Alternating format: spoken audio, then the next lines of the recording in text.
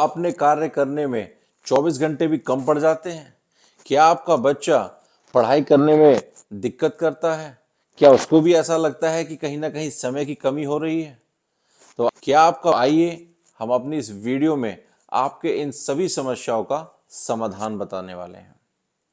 मैं सुमित धामा, founder and CEO all India युवा शक्ति फाउंडेशन। आज मैं अपनी इस वीडियो में आपको बताने वाला हूं कि कैसे आप अपने समय का उचित प्रबंधन करके उसको सफलता के मार्ग पर लेकर जा सकते हैं। क्या करें आप कि आपका जीवन सफल हो सके? क्या करे आपका बच्चा कि जिससे कि वह अपनी पढ़ाई को उच्च स्तर पर ले जा सके? तो आइए अपनी इस वीडियो में हम आगे बढ़ते हैं। साथियों, एक बहुत बड़ी समस्या है और वो समस्या हर व्यक्ति के साथ में है, बच्चे के साथ में है, व्यापारी के साथ में है, जॉब करने वाले के साथ में है कि उसकी एक शिकायत है कि उसे समय नहीं मिल पा रहा है।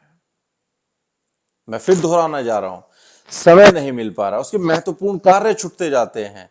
छोटे छोटे कार्य में व्यस्त होकर उसके महत्वपूर्ण कार्य कहीं ना कहीं पीछे छूट जाते हैं और लास्ट में थका हारा जब वह घर पहुंचता है तो एकदम से उसे याद आता है कि भाई मेरा वो महत्वपूर्ण कार्य छूट गया, जिससे कि वो और ज्यादा परेशान हो जाता है और उसका पूरा दिन खराब हो जाता है ये सोचकर कि मेरा वह काम छूट गया। इस तरह से आपके साथ में भी बहुत सारी चीजें होती होंगी।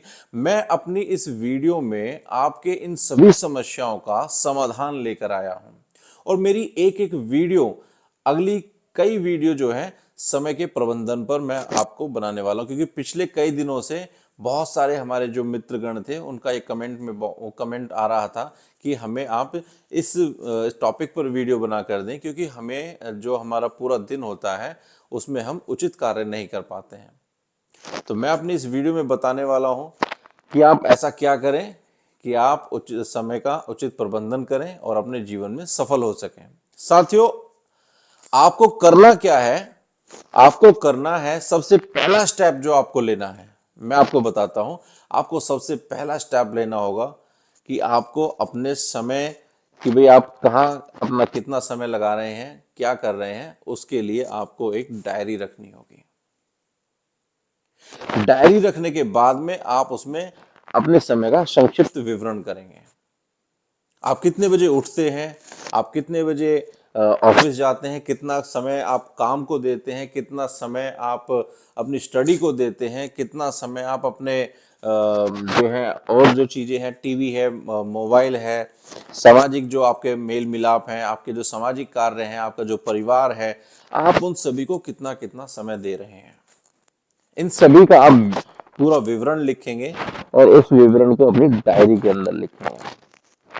अब आप ये भी कह सकते हैं कि भाई मेरा समय है, मेरी जिंदगी है, मुझे पता है कि मैं अपना सारा समय जो है वो सही दे रहा हूं और सही दिशा में दे रहा हूं। तो यही आपकी भूल है साथियों। जब तक आप उसे अपनी डायरी में नहीं लिखेंगे तो आपकी आंखें नहीं खुलेंगी कि आप कितना समय अपने गलत कार्यों में दे रहे हैं और वहां से कटौती कर कर आपको उस समय को जो है अपने सही कार्य में देना चाहिए। लॉग बुक जो होती है सर, जो डायरी है, वो एक एक्सरे की तरह होती है। जिस तरह से जब हम बीमार पड़ते हैं तो बीमार पड़ने पर डॉक्टर के पास हम जब जाते हैं, मैं आपको एक उदाहरण देकर ही समझाना चाहता हूं कि किस तरह से डायरी हमारे लिए फायदेमंद साबित होती है।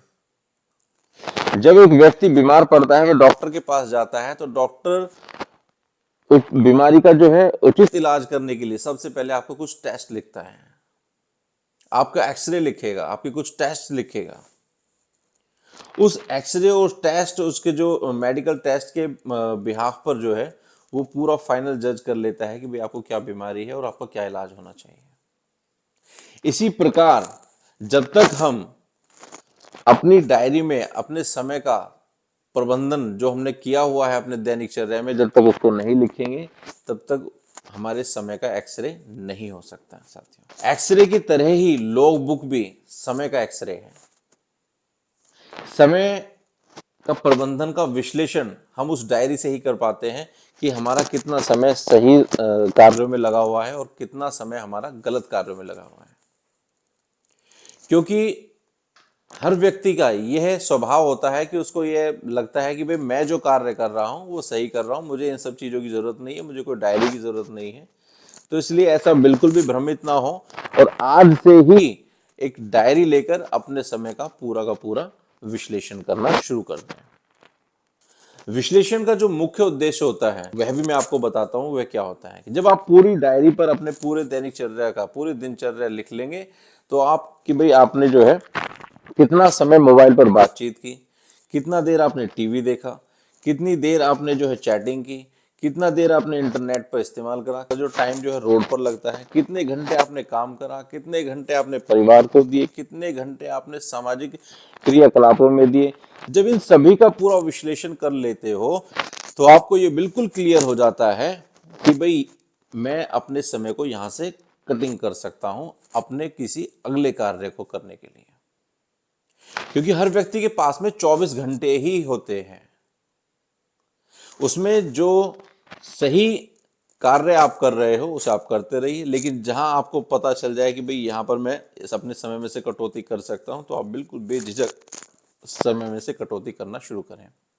क्योंकि यदि आप कुछ नया और कोई बड़ा कार्य करना चाहते हैं तो आपको कुछ ना कुछ छोड़ना भी पड़ेगा, कुछ ना कुछ काटना भी पड़ेगा, कटौती भी करनी पड़ेगी। और वो कटौती आप अपने उन जो आपने लॉग बुक में जो लिखा हुआ है उन्हीं समय में से जहां आप कुछ गलत कार्य कर रहे थे, गलत समय का प्रयोग कर रहे थे, तो वहीं से ही आप काट कर अपने अगले कार्य में और अच्छे कार्य में लगा सकते हैं। तो ये हुआ आपकी जानकारी के लिए कि भाई आप अपने किस प्रकार से समय प्रबंधन करें जिससे कि आपका पूरे समय का विश्लेषण आप कर सकें कि भाई हाँ मैं अपना उचित समय कहाँ पर दे रहा हूँ, गलत समय गलत कार्य के लिए दे रहा हूँ या सही कार्य के लिए दे रहा हूँ। जब तक आप अपने समय का समय प्रबंधन का एक्सरे नहीं करेंगे तब तक उसकी मेडिकल रिपोर्ट आपके पास में नहीं पहुंचने वाली। तो आप मेरी इस वीडियो से ये समझ रहे होंगे कि हमारा जो समय, हमें जो अपना समय निकालना होता है, जो बड़ी समस्या होती है कि समय नहीं मिल पा रहा, तो उस समय को निकालने की जो प्रक्रिया है, तो सबसे पहले उसकी प्रक्रिया है कि आप एक लॉग बुक रखें, आप एक डायरी रखें और उसमें अपना संक्षिप्त विवरण करें और उसके बाद में उसमें ये चिन्हित करें कि आप कहाँ से समय अपना कटौती कर सकते हैं। तो आपको पता चलेगा कि आप अपने कितना आप गलत कार्य कर रहे थे, यह मानकर कि भाई मैं अपने समय को अच्छी तरह से जानता हूं कि मैं जितना भी काम कर रहा हूं अपने लिए कर रहा हूं और वो सही ही कर रहा हूं। ऐसा मनुष्य का स्वभाव होता है, इसलिए वह डायरी में कभी भी लिखना पसंद नहीं करता।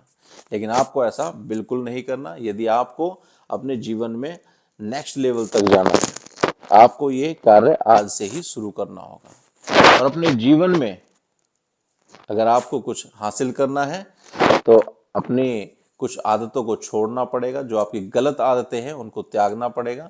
अपने सही दिशा में आगे बढ़ने के लिए आपको जो है ये सारी चीज़ें इस्तेमाल करनी होंगी। विश्लेषण करने से आपको बिल्कुल क्लियर हो जाता है कि आपका कितना जो समय है वो गलत कार्य में लगा हुआ है। तो उन चीज़ों को आप लाल पेन से गोला कर सकते हैं, लिख सकते हैं, पॉइंट आउट कर सकते हैं। तो आपको जो है जितने भी आपके जो महत्वहीन कार्य हैं वो आपको बिल्कुल स्पष्ट हो जाएंगे। उनको आप छोड़ सकते हैं या कम कर सकते हैं और अपने जीवन में आगे बढ़ सकते हैं। बिना लॉग बुक रखे हम अपने इस महत्वपूर्ण जीवन में कार्यों को जो है महत्वपूर्ण कार्यों को हमें नहीं कर पाते हैं।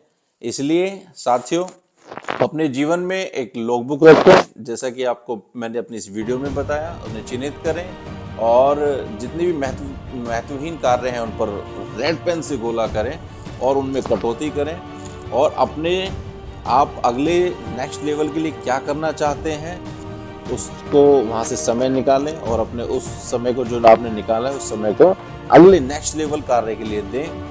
तो इस तरह से आप अपने 24 घंटे में सही इस्तेमाल करके अपने समय का आप बहुत कुछ अपने जीवन में हासिल कर सकते हैं। तो ये थी हमारी वीडियो समय प्रबंधन के, उचित प्रबंधन के हम करते हुए अपने जीवन में कैसे हम सफल हो सकते हैं। अगली वीडियो हम समय प्रबंधन पर और भी लाने वाले हैं।